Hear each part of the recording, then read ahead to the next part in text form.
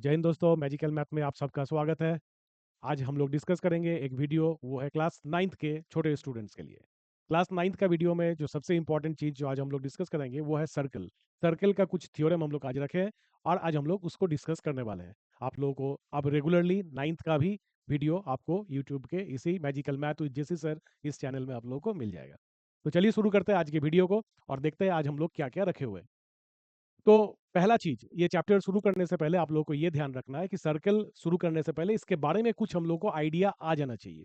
जैसे कि पहला चीज जो हम लोगों के दिमाग में आना चाहिए वो है, एक सर्कल होता क्या है। What is a circle. आमतौर पे हमारे मन में ये क्वेश्चन आता है कि भाई सर्कल होता क्या है। तो सर्कल क्या होता है? Circle is a collection of different points. ठीक है, और वो पॉइंट कैसा होता है? They are equidistant from a given point. यानी कि आपके पास अगर मान के चलो कि कुछ पॉइंट ऐसा है, जैसे कि सोचो इस फिगर को अगर यहाँ पर ड्रॉ करें, ये एक गिवन पॉइंट है, ये एक पॉइंट हमारे पास नोन है, ये दिया हुआ है।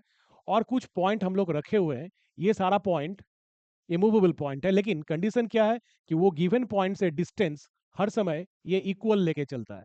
तो ये सभी पॉइंट को अगर हम लोग कलेक्ट करेंगे एक साथ, the figure we are going to get is called a circle. That's why circle is called, it is the collection of all points which are equidistant from a given point. आप देख सकते हो यहाँ पर language में भी ऐसे ही लिखा हुआ है। ठीक है, जैसे मान के चलो कि आप एक लकड़ी से आप एक कोई गाय को बांध दिए, कोलू का जो बलद का हम लोग बात करते हैं उसके बारे में, और वो मूव करते रहता है। तो आप देखो एक गिवन पॉइंट से उसका डिस्टेंस हर समय इक्वल रहता है, तो उसके रास्ते को अगर हम लोग ट्रेस करेंगे तो जो फिगर मेरे सामने मिलेगा, जो 2 डायमेंशनल फिगर मिलेगा, that is called a circle. ठीक है, और वो गिवन पॉइंट जहां से डिस्टेंस को हर समय सेम बना के चल रहा था, that is called the centre of the circle. उसको कहते हैं सेंटर ऑफ द सर्कल। और जो डिस्टेंस जिसको वो इक्वल बना के चल रहा था, this distance is called the radius of the circle. आ गया समझ में?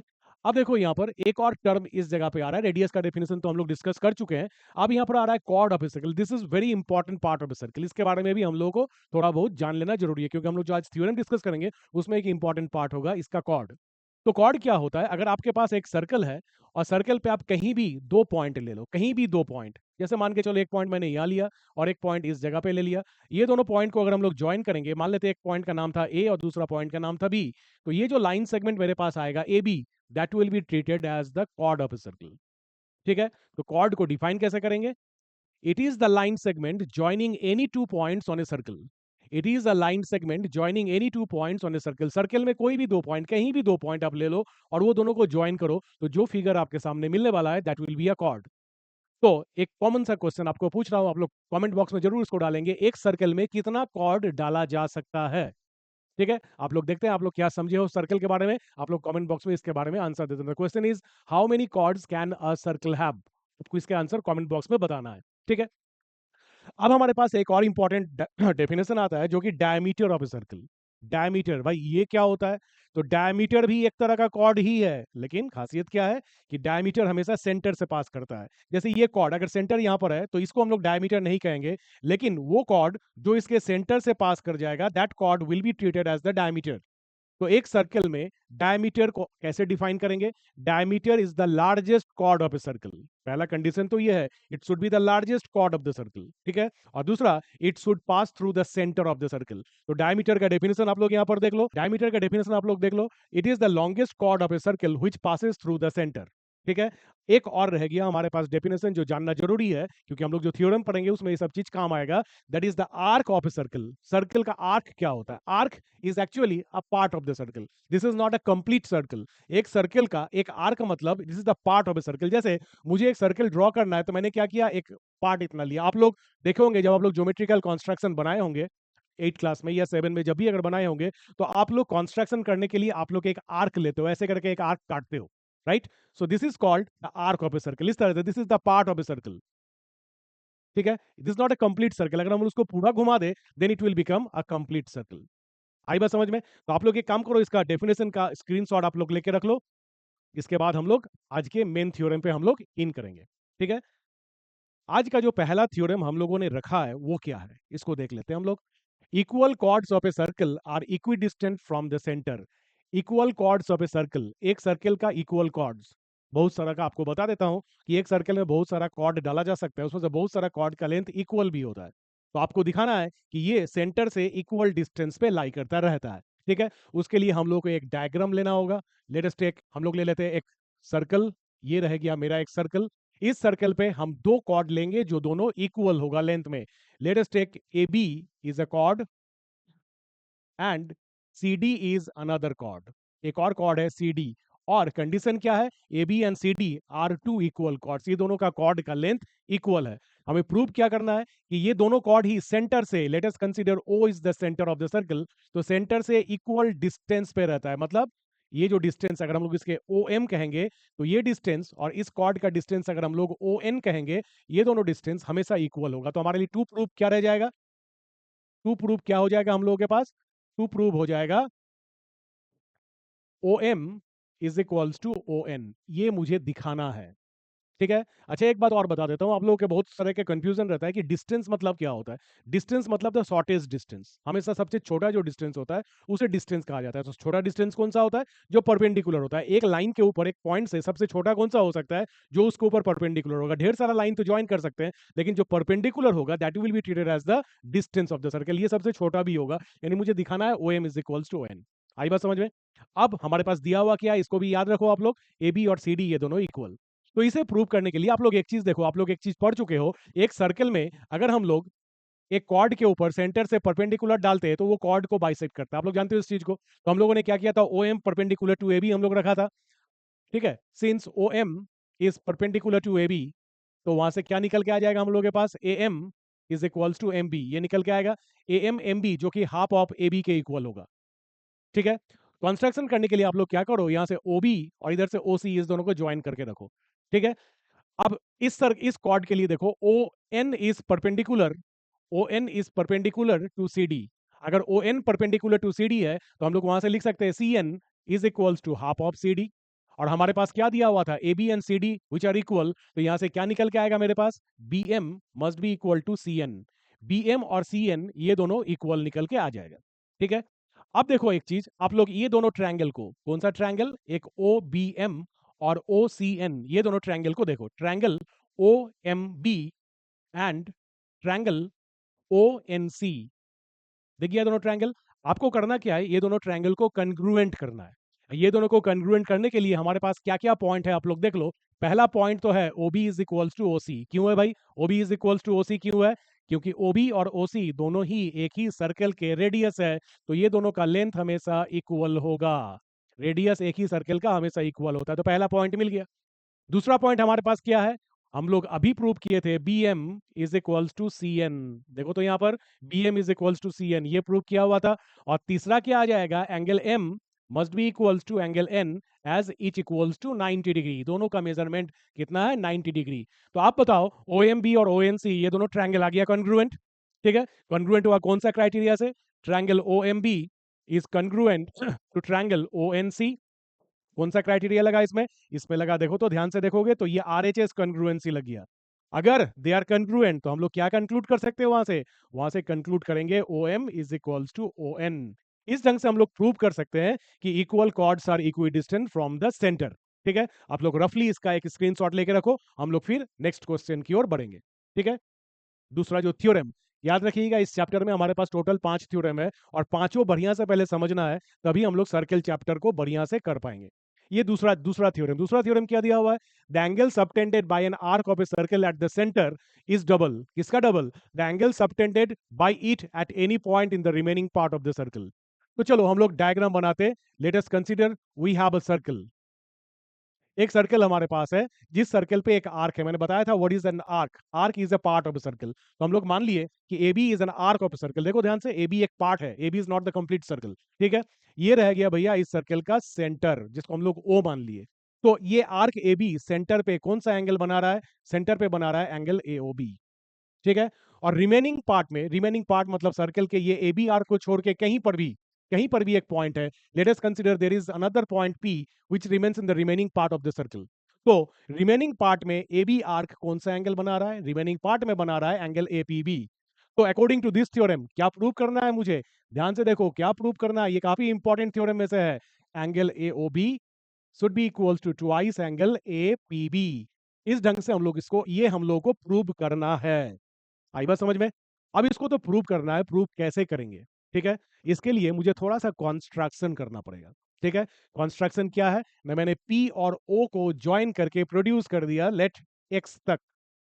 ठीक है, तो कंस्ट्रक्शन क्या लिखोगे आप लोग, P O is joint and produced to X. P O को ज्वाइन किए और एक्स तक प्रोड्यूस कर दिया। अब देखो यहां पर ढेर सारा एंगल फॉर्म हो गया। अब सारा एंगल का हम लोग नाम देंगे। Let angle A O X B 1, angle B O X B angle 2, angle A P O B angle 3, and angle B P O B angle 4, और angle O A P is angle 5 and angle O B P is angle 6। देखो होता है क्या कि जब हम लोग 1 2 3 4 नाम दे देते हैं ना, तो थोड़ा आसान लगता है देखने में। है कुछ नहीं, करेंगे वही जो चीज हमको करना है। नाम दे देने से थोड़ा सा काम हल्का हो जाता है। साइकोलॉजिकली हम लोग के पास थोड़ा प्रेशर रिलैक्स हो जाता है कि यार ये तो आसानी से हो जाएगा। ठीक है, अब देखो आप लोग पढ़ चुके हो exterior angle property of A triangle. वो क्या होता है, एक ट्रायंगल में अगर हम कोई एक साइड को प्रोड्यूस किए तो जो एक्सटीरियर एंगल बनता है वो बाकी दोनों के सम के इक्वल होता है। राइट, तो उस हिसाब से देखो ट्रायंगल एओपी को, अगर हम लोग ट्रायंगल एओपी को नजर डालेंगे और उस ट्रायंगल पे अगर एक्सटीरियर एंगल देखेंगे तो आप लोग बोलोगे सर एक्सटीरियर एंगल तो एंगल 1 है। बिल्कुल सही है। तो एंगल 1 किसके इक्वल होगा, एंगल 1 होगा एंगल 3 और एंगल 5 इस दोनों के सम के इक्वल होगा। बिल्कुल सही, ऐसा होगा ना, ऐसा ही होगा। ठीक है, अब एक चीज ध्यान दो, ओ ए और ओ पी ये दोनों है इक्वल। क्यों भाई, ओ ए और ओ पी क्यों इक्वल है, क्योंकि ओ ए और ओ पी दोनों ही तो रेडियस है एक सर्कल का, तो इक्वल होना पड़ेगा दोनों को। अगर ये दोनों इक्वल है तो आप क्या कह सकते हो कि सर तब तो एंगल 5 और एंगल 3 ये दोनों एंगल को तो इक्वल होना पड़ेगा, क्योंकि ओ ए और ओ पी इक्वल है। आइसोसेलेस ट्रायंगल का प्रॉपर्टी यहां पर यूज हो रहा है सर। बिल्कुल सही। तो अब हम लोग क्या कहेंगे यहां पर, angle 1 should be equals to angle 3 plus angle 5 को रिप्लेस करके फिर से एंगल 3। 3 और 5 इक्वल, तो 5 को रिप्लेस कर दिया मैंने तो एंगल 3 आ गया। तो वहां से क्या निकल के आया, angle 1 is equals to twice of angle 3। ये एक इंपॉर्टेंट पार्ट मेरे हाथ में आ गया। इसका इसका आगे इस्तेमाल हम लोग करेंगे। क्लियर है यहां तक, चलो। अब देखो जो मैंने यहां पर किया उसी के हिसाब से अब हम लोग ये भी तो कह सकते हैं कि angle 2 must be equals to angle 4 plus angle 6। बताओ क्यों हुआ, मैं बता दूं।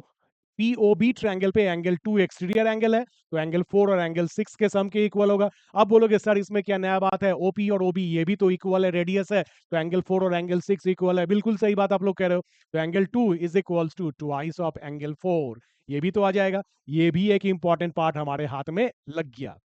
ठीक है, अब बताओ अगर ये दोनों को हम लोग ऐड कर दे तो मेरे हाथ में क्या मिलने वाला है, एंगल 1 प्लस एंगल 2, दोनों के लेफ्ट हैंड साइड को मैंने ऐड कर दिया तो क्या बचा, twice of angle 3 plus twice of angle 4। अब आप लोग फिगर देख के बताओ कि एंगल 1 प्लस एंगल 2 कौन सा एंगल बनाता है, एंगल 1 और एंगल 2 बनाता है एंगल एओबी। बिल्कुल एओबी बनाता है, बिल्कुल सही। आप यहां से एंगल 2 को ले लो कॉमन, अगर एंगल 2 को कॉमन लेते हो तो क्या बचता है, एंगल 3 प्लस एंगल 4। अब आप लोग यहां पर अपना बुद्धि लगा के बताओ, एंगल 3 प्लस एंगल 4 मतलब कौन सा एंगल बनता है, बनता है एंगल ए पी बी। तो क्या हमारे पास आ गया, angle A O B is equals to angle A P B. देखो तो यही था ना मुझे प्रूव करना, तो कितना आसान ढंग से हो गया। Exterior angle of A triangle इस प्रॉपर्टी को यूज किए और हम लोग रेडियस इक्वल होता है इसलिए आइसोसेलेस ट्रायंगल के प्रॉपर्टी को भी यूज किए, अगर कर दिए हमारे पास बड़े आसानी से इसका रिजल्ट आ गया। ठीक है, आप लोग रफली इसका एक स्क्रीनशॉट लेकर रखो, जबकि ये पूरा प्रोसेस नहीं है लिखने का। जब भी आप लिखोगे पूरा डिटेल्स मैंने जो जो बोला उसको कॉपी करके, आप लोग अगर दिक्कत हो रहा है लिखने में तो आप लोग पॉज करके एक बार रिवाइंड करके इस पार्ट को देख लेंगे, सारा चीज उसमें मैंने बता दिया था, वैसे ही आप लोगों को लिखना है। ठीक है, आप लोग स्क्रीनशॉट ले लो। अब हम लोग नेक्स्ट क्वेश्चन की ओर बढ़ेंगे। नेक्स्ट हमारे पास जो थ्योरम है वो थ्योरम क्या है, the angles of the same segment of a circle are equal. एक सर्कल का जितने भी सेम सेगमेंट होता है वो सब चीज इक्वल होता है, सेम सेगमेंट में जितने भी एंगल बनता है वो सारा एंगल इक्वल होता है। ठीक है, इसके लिए भी हम लोग एक डायग्राम बनाते हैं। चलो ये रहा मेरे पास एक सर्कल। इस सर्कल में मैंने दो ठो पॉइंट मार्क किया, यानी हमारे पास क्या बन गया, ए बी एक आर्क। अगर ए बी आर्क को ज्वाइन कर देंगे तो हमारे पास दो सेगमेंट मिल जाएगा, जबकि उसको ज्वाइन करने की कोई जरूरत इस प्रूफ में नहीं है। ठीक है, हम लोग इसके ऊपर दो और पॉइंट लेंगे, एक पॉइंट लेंगे पी और दूसरा पॉइंट लेंगे क्यू। ठीक है, अब देखो ए बी आर्क पी के साथ कौन सा एंगल बनाता है, एंगल ए पी बी। बिल्कुल बनाता है। और ए बी आर्क क्यू के साथ कौन सा एंगल बनाता है, एंगल ए क्यू बी। ठीक है, अब हमारे पास टास्क क्या है कि ये दोनों जो सेम सेगमेंट पे, ध्यान देना इस चीज को, सेम सेगमेंट में कैसे आइडेंटिफाई करेंगे कि they are the angles of the same segment, कैसे आइडेंटिफाई करेंगे, इसका आइडेंटिफाई करने का ट्रिक देख लो। ये दोनों angle, angle P and angle Q, दोनों ही देखो शुरू हो रहा है एक ही पॉइंट से, ए से, और खत्म भी हो रहा है बी पे। देखो एंगल पी ए से स्टार्ट हुआ, पी पे टच किया सर्कल को, बी में आके खत्म हुआ। एंगल क्यू ए पे स्टार्ट हुआ, क्यू को क्यू क्यू में टच किया, बी पे आके खत्म हुआ। तो जितने भी एंगल एक ही पॉइंट में शुरू होगा और एक ही पॉइंट में खत्म होगा, वो सबको हम लोग कहेंगे the angles of the same segment. ठीक है, तो कितना angles of the same segment हो सकता है इस फिगर पे, जल्दी से आप लोग कमेंट बॉक्स में बताइएगा कितना सेम सेगमेंट में एंगल ड्रॉ कर सकते हैं। ठीक है, तो हम मुझे दिखाना क्या है कि ये दोनों एंगल इक्वल है। ये प्रूव करने के लिए हम लोग करेंगे क्या, इसका एक सेंटर ले लेंगे इस सर्कल का, ओ इज द सेंटर। आप क्या करेंगे, ओ ए और ओ बी को ज्वाइन करेंगे। अभी आप लोगों ने जो पढ़ा, जो थ्योरम पढ़ा, उस थ्योरम को एक बार आप लोग देख लो। तो क्या थ्योरम आप लोगों ने पढ़ा था कि सेंटर पे जितना एंगल होगा रिमेनिंग पार्ट में उसका डबल एंगल होगा। इसका हम लोग कर देंगे इस्तेमाल। अब पी पॉइंट को सोचो, उस थ्योरम के हिसाब से angle A O B is equals to twice angle A P B होना चाहिए। ठीक है ना। अच्छा, पहले ही लिख देते हैं, आपको प्रूव क्या करना है। टू प्रूफ में आपके पास क्या रहेगा, टू प्रूफ में आप लोग लिखोगे angle A P B is equals to angle A Q B. ये आपको प्रूफ करना है। ठीक है, ये हम लोगों को प्रूफ करके दिखाना है। अब देखो, ए बी आर्क सेंटर पे ए ओ बी बनाता है, रिमेनिंग पार्ट में ए पी बी बनाता है। तो as per the previous theorem what I can write angle A O B should be equals to twice of angle A P B, पिछले theorem का इस्तेमाल करके। अब इसके लिए लॉजिक क्या दोगे, आप लिखोगे ब्रैकेट में पिछले थ्योरम का statement, angle A O B is the angle contained by the arc at the center, and angle APB is the angle contained by the arc at the remaining point. So angle AOB is equals to twice angle APB, ये हो जाएगा। फिर दूसरा, अगर इस P point को हम लोग इग्नोर करें और Q पॉइंट का बात करें, तो angle AOB must be equals to twice of angle AQB, ये भी तो होगा। ठीक है, तो हम लोग यहाँ पर ये भी लिखेंगे कि angle AOB is equals to twice of angle AQB। अब ध्यान देना, दोनों इक्वेशन को अगर हम लोग बढ़िया से स्टडी करें तो दोनों का देखो लेफ्ट हैंड साइड सेम है। तो अगर लेफ्ट हैंड साइड सेम है तो राइट हैंड साइड को सेम होना पड़ेगा। तो angle A P B is equal to twice angle A Q B, तो दोनों तरफ से 2 हो जाएगा कैंसिल। तो हमारे पास क्या बच के आएगा, angle A P B is equal to angle A Q B. इस ढंग से हम लोग इस थ्योरम को भी प्रूव कर सकते हैं। देख लो आप लोग, यही तो मुझे प्रूव करना था, है कि नहीं। काफी आसान इसका प्रूफ है। आप लोग इसका स्क्रीनशॉट लेके रखो, तब तक हम लोग दूसरे क्वेश्चन पे जाएंगे। ठीक है, एग्जाम में ऐसे ही लिख के मत आ जाना, आपको लिखना होगा डिटेल्स में। ठीक है, चलो अब इसके फोर्थ और आखिरी थ्योरम इस चैप्टर्स का, ये 5 थ्योरम कर लोगे ना तो सर्कल चैप्टर का मेन जो जड़ है आपके दिमाग में, जो सॉफ्टवेयर होता है ना सर्कल बनाने के लिए, वो सॉफ्टवेयर आपके दिमाग में एक्टिवेट हो जाएगा। लेकिन पांचों थ्योरम को समझ के करना होगा, रट्टा नहीं मारना है, समझना है। अगर समझ जाओगे तो इस सर्कल चैप्टर आपके लिए कुछ नहीं, ऐसे ही चुटकी में निकलते जाएगा। ठीक है, चलो आखिरी थ्योरम, angle of a semi circle is right angle. No sorry, ये आखिरी नहीं है, इसके बाद एक और करेंगे। ये सबसे आसान प्रूफ है इसका। देखो, सेमी सर्कल, सेमी सर्कल किससे कहते हैं, सेमी सर्कल तब होता है जब आपके पास एक डायमीटर का कंसेप्ट आता है। ठीक है, ए बी अगर ज्वाइन कर दे तो A B becomes the diameter of the circle, जिसमें से ओ इसका सेंटर। ठीक है, ये डायमीटर पे कोई भी एंगल अगर आप बनाओ, जैसे कि पी पॉइंट मैंने ले लिया, तो मुझे प्रूव करना है कि एंगल ए पी बी, ये वाला एंगल है 90 डिग्री। आप पी को कहीं भी रख सकते हो, कहीं भी रख सकते हो, नीचे भी रख सकते हो, ऊपर भी रख सकते हो। तो आपको दिखाना है कि angle A P B is equals to 90 degree. काफी आसान है। ये सब चीज का बेस बचा हुआ है हमारे पास थ्योरम 2 में, इसमें ये वाला थ्योरम पे सारा चीज। सेंटर पे जो एंगल बनेगा रिमेनिंग पार्ट में इसका डबल बनेगा। आप इसको देखते जाओ, इसी को देखते हुए हम लोग करेंगे। आप देखो तो ए बी को एक आर्क भी कह सकते हैं, although it is a diameter, लेकिन ये तो पहले एक आर्क है ना। ए बी एक आर्क है, और ए बी आर्क सेंटर पे एंगल ए ओ बी बना रहा है, रिमेनिंग पार्ट में एंगल ए पी बी बना रहा है। ठीक है, तो हम लोग क्या कर सकते हैं, as per that theorem angle A O B must be equals to twice of angle A P B. देखो angle A O B, A B is what, A B is a diameter. Diameter से यहां पर क्या मतलब हम लोग लेंगे, it means diameter is a straight line, और स्ट्रेट एंगल का मेजरमेंट कितने की होती है, 180 डिग्री की होती है, आपको सबको पता है। तो हम लोग करेंगे क्या, ये ए ओ बी को लिख देंगे 180 degree is equals to twice of angle A P B. ठीक है, तो यहां से एंगल ए पी बी का मेजरमेंट क्या निकल के आएगा, एंगल ए पी बी का मेजरमेंट आ जाएगा 180 बाई 2, 180/2 कितना होता है? 180/2 होता है 90 डिग्री। यही तो मुझे प्रूव करना था कि सेमी सर्कल पे बना हुआ एंगल हमेशा 90 डिग्री होता है। तो आपको अगर 90 डिग्री बनाना है और आपके पास सर्कल है, आपको कुछ नहीं करना है, डायमीटर ले लो और कहीं भी एक पॉइंट ले लो, डायमीटर का कॉर्नर से आप उस पॉइंट को ज्वाइन कर दो। जितने भी एंगल आप बनाएंगे, ये मान लो एक और सर्कल है, ये डायमीटर है, आप कहीं भी ले लो एक पॉइंट, ये 90 होगा। आप इस पॉइंट को यहाँ ले लो, ये भी 90 होगा, कहीं भी रख लो वो एंगल 90 होगा। हर समय ये सारा एंगल आपको 90 डिग्री करके ही मिल जाएगा। सबसे आसान प्रूफ था ना ये। चलो, अब आज का आखिरी थ्योरम को हम लोग देखते हैं। Opposite angles of a cyclic quadrilateral are supplementary. Supplementary angle समझते हो? Supplementary angle, if the sum of two angle is 180, then the angles are said to be supplementary. तो आपको करना क्या है कि एक साइक्लिक क्वाड्रिलेटरल, अब बताओ ये साइक्लिक क्वाड्रिलेटरल क्या होता है भाई? साइक्लिक क्वाड्रिलेटरल मतलब एक क्वाड्रिलेटरल जिसका चार वर्टेक्स, ये पता है ना, क्वाड्रिलेटरल का चार वर्टेक्स होता है। ये चारों वर्टेक्स अगर एक सर्कल में रहता है तो उसे कहते हैं साइक्लिक क्वाड्रिलेटरल। तो हम लोग करते हैं क्या, एक सर्कल ड्रॉ कर लिया और इसके ऊपर हम लोग एक क्वाड्रिलेटरल बना देते हैं, which will become a cyclic quadrilateral। देखो तो ध्यान से, ये बन गया ना एक साइक्लिक क्वाड्रिलेटरल। हम लोग उसका नाम डालेंगे ए बी सी डी, ये हो गया एक साइक्लिक क्वाड्रिलेटरल। आपको क्या करना है, ऑपोजिट एंगल से सप्लीमेंट्री, मतलब ऑपोजिट एंगल, कौन कौन सा ऑपोजिट एंगल है? ए का ऑपोजिट कौन सा है? सी है, तो A plus C is equals to 180, ये दिखाना है। ये हम लोग का टू प्रूफ पार्ट है।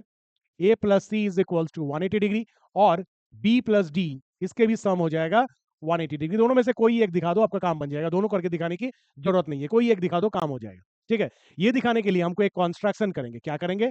ए सी ज्वाइन करेंगे, और क्या करेंगे? बी डी ज्वाइन करेंगे, और क्या करेंगे? नाम दे देंगे। 1, ये भैया एंगल 2, ये भैया एंगल 3, ये भैया एंगल 4।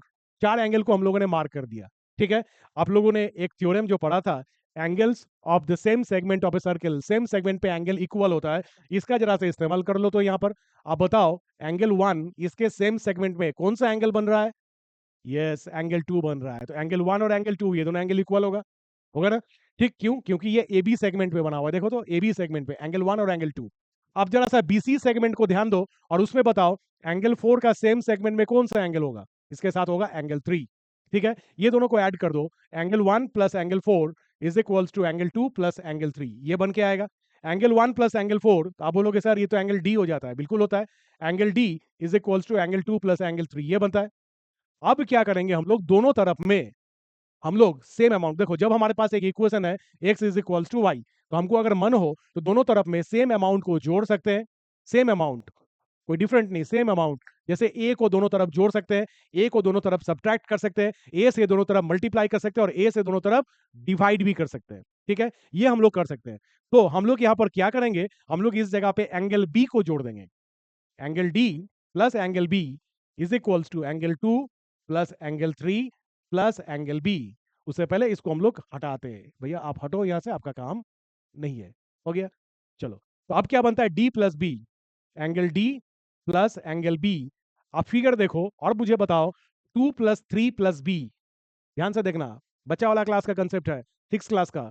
एबीसी ट्रायंगल को देखो, angle 2 plus angle 3 plus angle b, ये तीनों को जोड़ेंगे तो कितना डिग्री आना चाहिए? जल्दी से बताओ, 180 आना चाहिए। क्यों आना चाहिए? कौन सा property? Yes, angle sum property. तो क्या निकल के आया? Angle d plus angle b is equals to 180 degree. यही तो प्रूव करना था। अब तुमको अगर कोई क्वेश्चन कर दे कि भाई बी प्लस डी तो हो गया, ए प्लस सी करके दिखाओ, तो उसको बताओ। अगर कोई तुमसे पूछे तो उनको बता देना ऐसे कि A plus B plus C plus D, चारों को जोड़ेंगे तो कितना डिग्री आएगा? 360 आएगा, आएगा ना? जिसमें से बी और डी को जोड़े तो 180 आया, तो बचा खुचा ए और सी को जोड़ेंगे तो कितना आएगा? ये भी 180 आ जाएगा, है कि नहीं? आप लोग इसका स्क्रीनशॉट लेके रख लो इस पार्ट का। लेकिन मैं फिर भी बता रहा हूं आपको कि ये रफ पार्ट है, आप इसी को कॉपी करके एग्जाम में मत उतारना, और ये मत कहना कि भाई सर आप तो बताए थे। ऐसा नहीं होता है, डिटेल्स लिखना पड़ता है। ठीक है, तो ये था आज आप लोगों के लिए एक छोटा सा वीडियो। अब नेक्स्ट वीडियो में क्लास 9 के मेरे छोटे दोस्तों के लिए अब हम 9 के सर्कल चैप्टर से कुछ सिलेक्टेड क्वेश्चन भी कराएंगे। ठीक है, उम्मीद है आप लोग सब समझ गए हैं। बढ़िया से पढ़िए, खूब मेहनत करिए, आगे बढ़ते रहिए। मिलते हैं नेक्स्ट वीडियो में, तब तक के लिए जय हिंद।